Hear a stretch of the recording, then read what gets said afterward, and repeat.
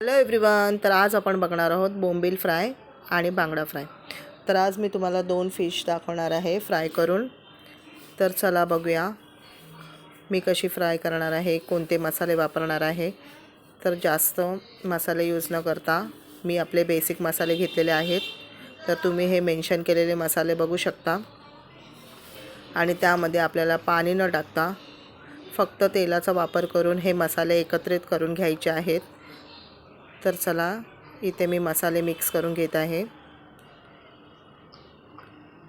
आणि ह्या प्रकारे आपला मसाला मिक्स झालेला आहे। खूपच टेस्टी होतो हा मसाला। बोंबीलला मी लावून घेतलेला आहे, अशा प्रकारे तुम्ही सुद्धा लावून घ्यायचा आहे।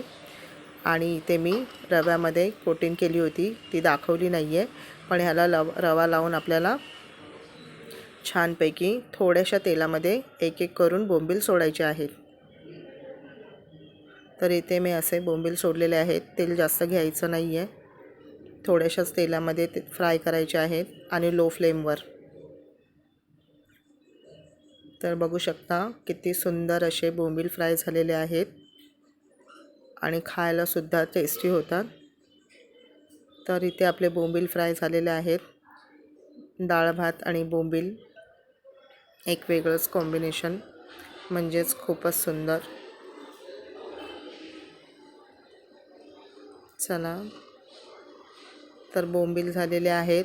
तर मी आता तुम्हाला पुढे दाखवत आहे बांगडा फ्राय। तर आपल्याला बांगडा फ्राय बघून घ्यायची आहे, त्याचे पण आता मी तुम्हाला पूर्ण रेसिपी दाखवणार आहे। तर इथे आपण बांगडा फ्रायची रेसिपी बघूया। तर इथे सुद्धा बेसिक मसाले घेतलेले आहेत, जे मी मेन्शन केलेले आहेत। ते सुद्धा मी असं तेलामध्ये मसाले एकत्र केलेले आहे। तर इथे असे बांगड्यांना आपण लावून घ्यायचे आहेत आणि रव्यामध्ये छानपैकी असं डीप करून कोटिंग करायचे आहे।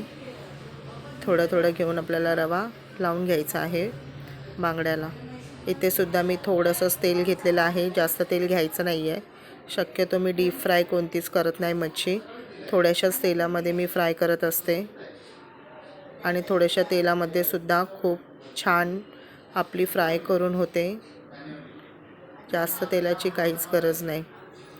तर हे बघा मी थोड्याशा तेलामध्ये कसे सोडलेले आहेत मासे। हे सुद्धा लो फ्लेमवर आपल्याला ठेवायचे आहेत आणि बघू शकता इथे आपला बांगडा फ्राय किती सुंदर झालेला आहे आणि खायला सुद्धा एकदम टेस्टी होतो। बघा किती आतमध्ये शिजलेला आहे, तुम्ही बघू शकता छान असा शिजलेला आहे आणि खायला सुद्धा सुंदर लागतो। तुम्ही सुद्धा ही रेसिपी करून बघा, असे मसाले यूज करा आणि मला कमेंट करून कळवा की कशी झाली तुमची रेसिपी। थँक्यू।